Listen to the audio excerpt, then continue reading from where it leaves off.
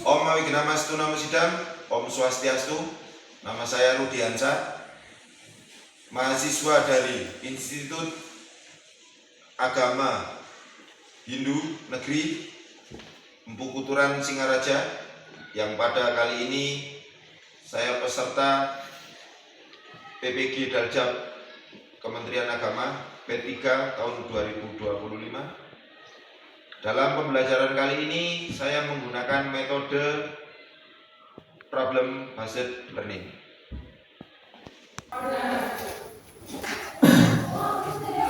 Apa kabar anak-anak? Baik. Oke. Sebelum kita memulai pembelajaran pada siang hari ini, kita berdoa dulu. Silakan dibimbing salah satu jadwalnya. Mbak Windy, silakan.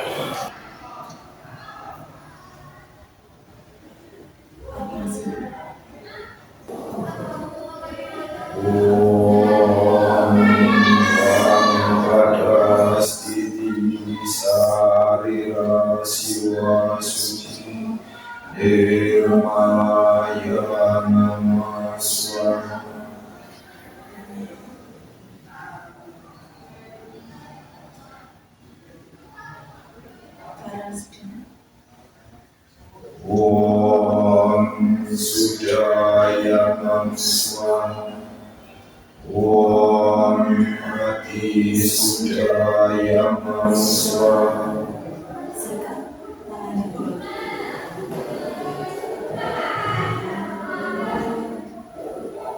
Om Wignamastu Namo Sidam, Om Gurve Jatuh Brahmano Brahmaca Dharma Wasana Stapa Sodacistam Tasma Jatam Brahmanam Brahmacistam Devasya Sarve Amritina Sakam.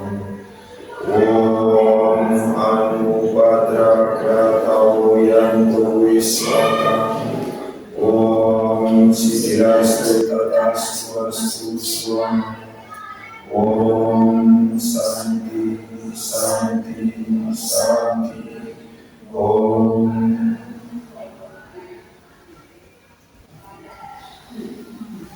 Terima kasih, silakan duduk kembali. Baik, gimana kabarnya anak-anak? Sehat? Sehat. Pagi udah sarapan? Sudah. Baik. Sebelum kita menuju ke pelajaran yang akan kita pelajari hari ini, tadi kita sudah laksanakan doa bersama. Di sini saya akan absen dulu untuk daftar hadirnya pada siang hari ini. Yang pertama, Karista Dewi. Oke. Pasya Indraya. Sylvia. Sylvia ada. Amelia. Amelia. Karina. Karina ada. Windy. Hadir. Cindy. Cindy ada. Rahita. Rahita ada. Baik, berarti ada semua ya. Satu anak yang tidak hadir karena mengikuti kegiatan OSIS. Baik anak-anak, untuk selanjutnya sudah siap belajar? Siap. Secara mental? Siap. Secara fisik? Siap. Baik, kita akan flashback ke materi yang terakhir kita sampaikan kemarin adalah mengenai Ramayana. Nah, di pertemuan sekarang kita masih bergelut dengan Ramayana. Nah, ini anak-anak, apakah kamu tahu? Pernahkah kamu atau kalian mendengar tentang yatnya yang dilakukan dalam cerita Ramayana? Pernah. Gimana, Windy? Yaitu dalam cerita Ramayana merujuk pada 5 norma suci yang biasa disebut dengan Pancayatnya, yang mengajarkan nilai-nilai tentang pengabdian dan rasa syukur. Benar sekali. Jadi yatnya yang dilakukan dalam cerita Ramayana itu mencakup 5 unsur yatnya, seperti yang dijelaskan oleh Widi tadi. Nah, pada kesempatan ini nanti kita akan bahas itu. Oke. Sekarang tujuan pembelajaran saya di hari ini adalah menganalisis berbagai jenis yatnya yang dilakukan dalam cerita Ramayana dan mengidentifikasi makna simbolnya. Itu yang akan kita pelajari pada pertemuan hari ini. Nah, untuk itu di sini saya akan memperlihatkan video yang akan kita tonton bersama. Kalian amati video itu nanti, dan setelah nanti video itu selesai, kita akan buat kelompokan. Bisa dimengerti ya?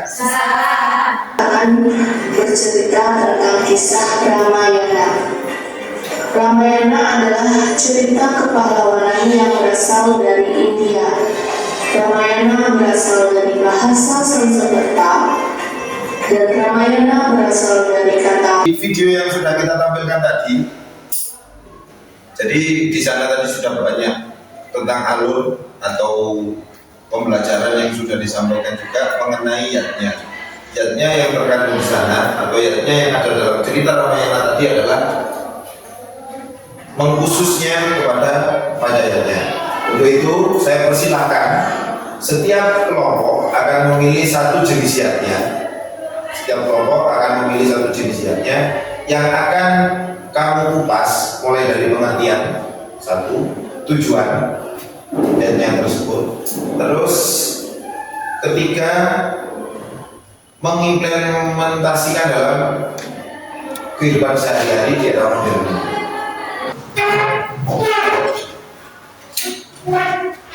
Ini akan kita presentasikan di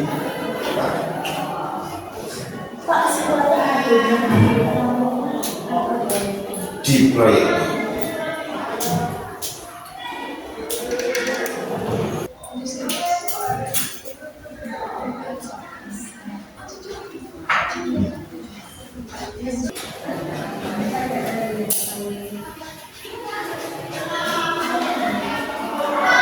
Sudah bisa semuanya? Ada yang mungkin pengen ditanyakan? Ada yang belum dipahami dari kelompoknya masing-masing? Sudah selesai? Sudah. Nomor satu? Nomor satu sudah? Baik.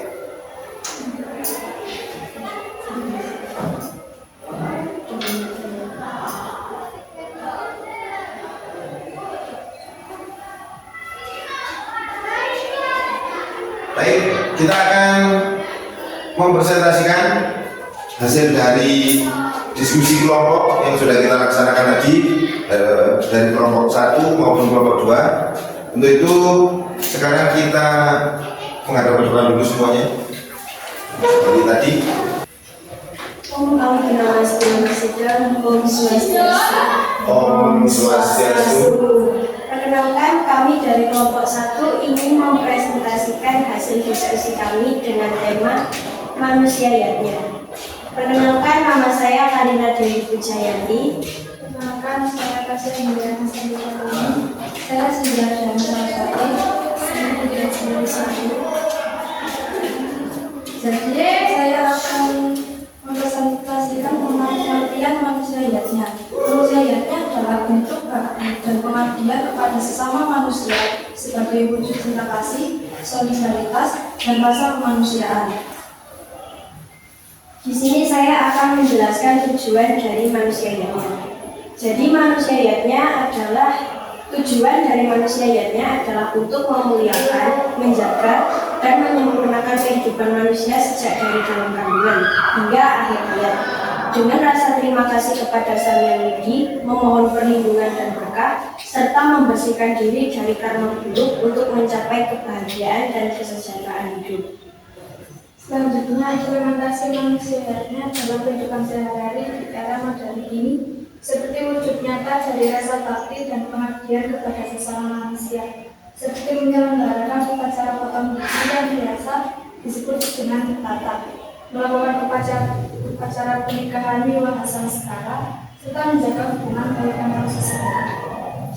Jadi kesimpulannya, manusiawinya adalah persembahan suci kepada sesama manusia sebagai wujud cinta kasih, tolong menolong, dan pengabdian. Sekian presentasi dari kami. Apakah ada yang ingin ditanyakan? Tidak. Kami tutup presentasi ini dengan puja kami. Om Santi Santi Santi Om. Kita berikan aplaus untuk masing-masing.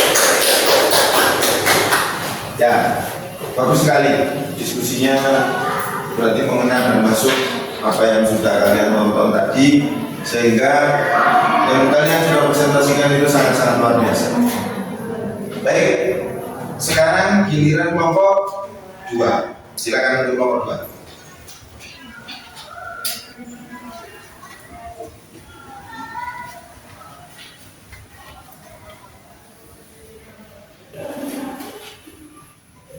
Om Awignam Astuna Masidam, Om Anugerah Badragatau Yang Wiswata, Om Swastiastu. Om Swastiastu. Sebelum saya memulai presentasi, izinkan saya perkenalan dulu. Perkenalkan, nama saya Windy Astuti. Saya Amelia Yunita Saraswati. Dan pada kesempatan kali ini, kelompok kami akan memaparkan materi tentang Dewa Yajna, salah satu dari 5 jenis pancayatna dalam ajaran agama Hindu. Dan harapan kami melalui pemaparan ini semoga kita dapat memahami makna Dewa Yajna dan bagaimana nilai-nilainya tetap relevan untuk diterapkan dalam kehidupan modern ini. Nah, yang pertama, saya akan menjelaskan apa sih pengertian dari Dewa Yajna itu. Nah, Dewa Yajna itu berasal dari kata dewa yang berarti manifestasi dari Tuhan ataupun ide sang yang dewasa. Kemudian Yajna yang berarti korban suci yang disertai dengan tulus ikhlas tanpa pamrih. Jadi Dewa Yajna berarti persembahan suci kepada dewa sebagai wujud bakti umat Hindu kepada ide sang yang dewasa. Dan selanjutnya tujuan Dewa Yajna. Yang pertama, menyatakan rasa bakti dan syukur kepada ide sang yang dewasa. Yang kedua, memohon anugerah keselamatan dan keseimbangan alam semesta. Dan yang ketiga, menjaga kesucian pikiran, perkataan, dan perbuatan sesuai ajaran Trikaya Parisuddha. Kemudian, contoh sederhana Dewa Yajna. Yang pertama, upacara hari suci. Yang kedua, piodalan di pura. Dan yang terakhir, ngaturan jana, sina, atau banten setiap hari di Meraja.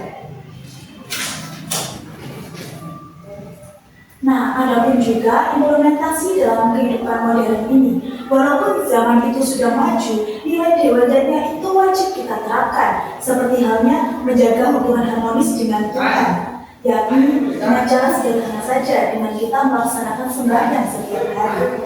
Kemudian menjaga ciptaan Tuhan, seperti tidak merusak lingkungan dan menjaga lingkungan tetap supaya lingkungan itu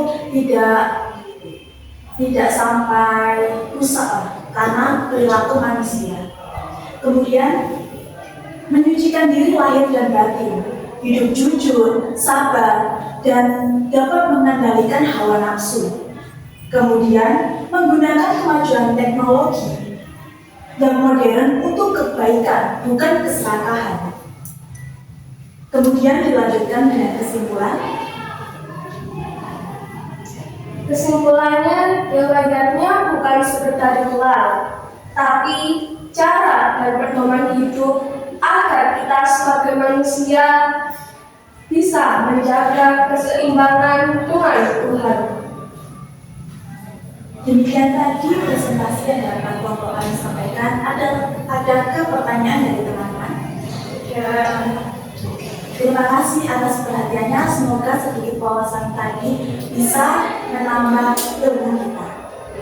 Terima kasih. Akhir kata dari kami ucapkan astagfirullah. Terima kasih. Om Santi Santi Santi Om. Kita beri aplaus untuk keluarga. Baik, luar biasa sekali apa yang telah disampaikan oleh kelompok 1 dan kelompok 2 yang sangat-sangat gamblang penjelasannya tadi. Nah, kita akan masuk kepada materi ini, materi yang tadi sudah kita diskusikan bersama dalam bentuk kelompok dan kita juga sudah tonton videonya tadi. Kata kuncinya adalah di sini tentang dewayatnya, fitrayatnya, kesiannya, manusiaatnya, catur asrama, di mana ada asi itu adalah sifat atau sikap manusia untuk mengasihi. Terus punya itu saling menolong, bakti adalah menghormati. Nah, dari 3 elemen itu adalah kata kuncinya, dan juga dewayatnya, fitrayatnya, resiatnya, manusianya, panjayatnya yang sudah kita laksanakan bersama tadi. Baik. Nah, ini tadi sudah kalian diskusikan tentang niatnya. Definisinya adalah perbuatan yang dilakukan dengan penuh keikhlasan dan kesadaran sebagai persembahan pada Sang Yang Widiwasa dan ciptaannya. Itu adalah definisinya ya.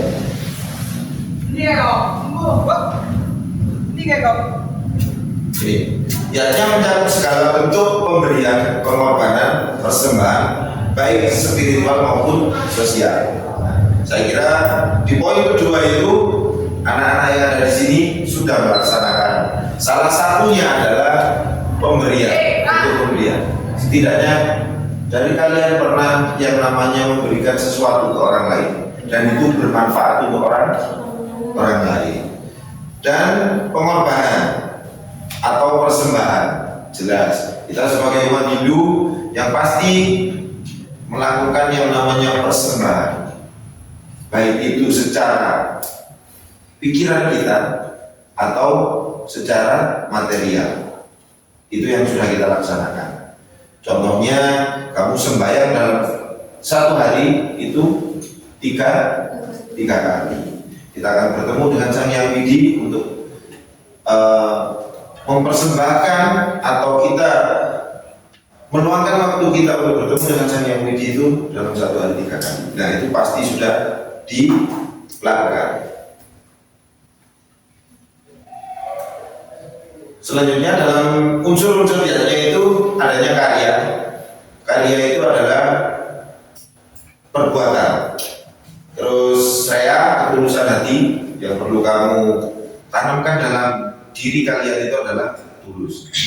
Gimana caranya? Yang namanya kita beriatnya atau berkorban suci itu dengan ketulusan. Budi itu kesadaran. Jadi tidak bisa niatnya itu dipaksa, kamu harus niatnya itu tidak bisa. Niatnya itu berdasarkan kesadaran. Kalau saya sadar, saya beriatnya. Kalau nggak sadar, kita tingkatkan kesadaran kita supaya kita bisa melaksanakan niatnya. Nah, selanjutnya adalah bakti. Bakti itu persembahan. Contohnya dalam kehidupan yang disampaikan kelompok 2 tadi, memelihara lingkungan. Itu adalah salah satu realnya. Terus mengendalikan hawa nafsu atau panca indera kita yang kita lakukan. Karena setiap perbuatan itu akan muncul dari pengaruh panca indera. Tangan kita diem, mata kita melihat. Mata dan tangan diem, mata nggak melihat, telinga mendengar. Akan seperti itu. Prinsipnya panca indera itu adalah seperti itu. Nah, itu kita kendalikan supaya jatnya itu memang benar-benar kita laksanakan dengan keikhlasan. Kuncinya di sana. Selanjutnya membaca kitab suci Weda dengan tekun. Hal yang sederhana yang saya sampaikan tadi. melaksanakan Trisandia itu 3 kali sehari. Setidaknya walaupun kita nggak baca bedanya, tapi kita mengucapkan mantranya itu sudah 3 kali sehari. Nah, terus saling memelihara dan mengasihi sesama makhluk hidup. Itu hampir sama dengan poin yang pertama, memelihara lingkungan. Terus yang terakhir, dia menolong orang sakit dan mengentaskan kemiskinan. Itu tugas kita nanti. Kamu nanti ketika jadi orang akan di poin yang kelima.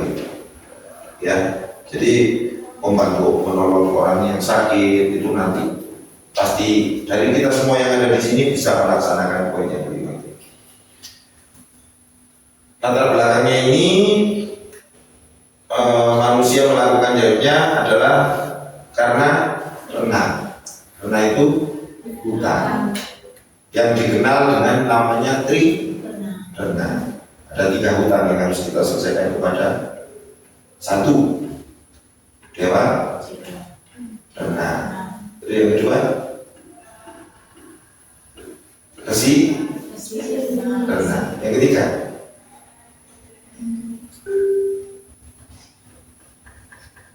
sebelum kita mulai kesimpulan, kayaknya kalian sudah wajahnya sudah lesu, capek. Untuk itu kita SPG dulu. Kita akan melakukan tepuk semangat. Oke. Bisa caranya? Bisa. Kita coba. Semangat. Semangat. Oke. Sampai sana. Jadi itu, wah sudah benar-benar. Baik.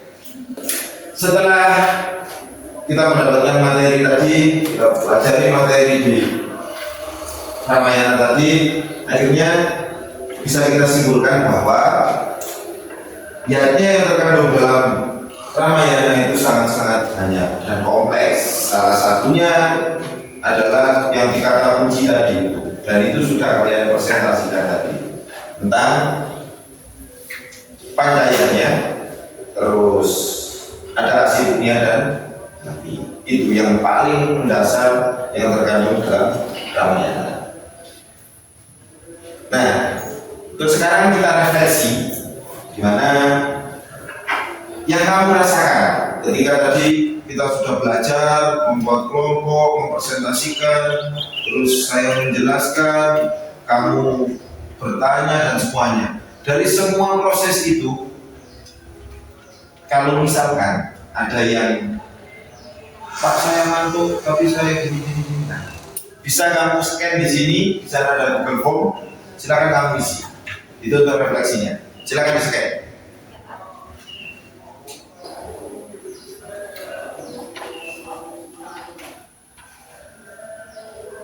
Oke sudah? Nah, untuk yang selanjutnya sama. Ini Google Form juga isinya adalah tentang evaluasi pembelajaran. Jadi dari saran dan kritikmu nanti yang masuk di situ kita akan evaluasi pembelajaran kita. Nah, silakan di sini juga.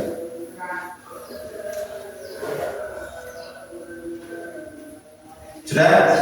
Oke.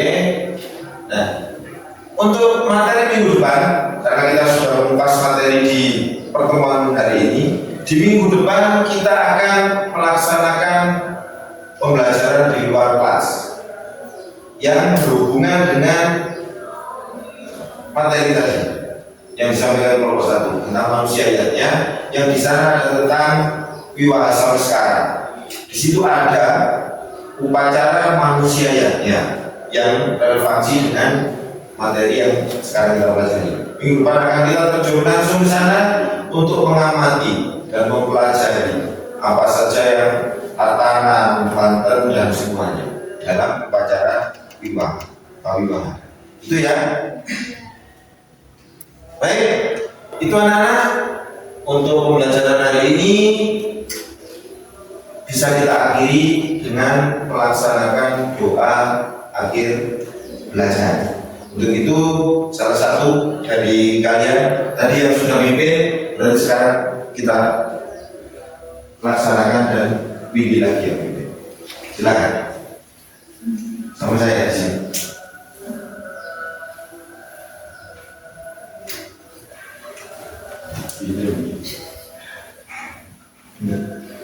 Silakan pada saya.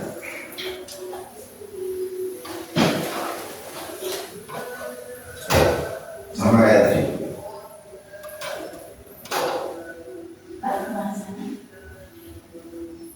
Om Bangpada Stiti Sarira Siwa Suci Nirmaya Namaswa.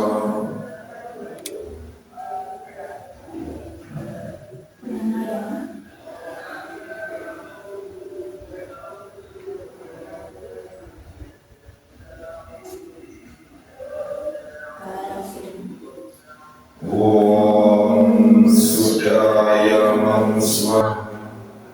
Om Mati Sudaya Mamswa.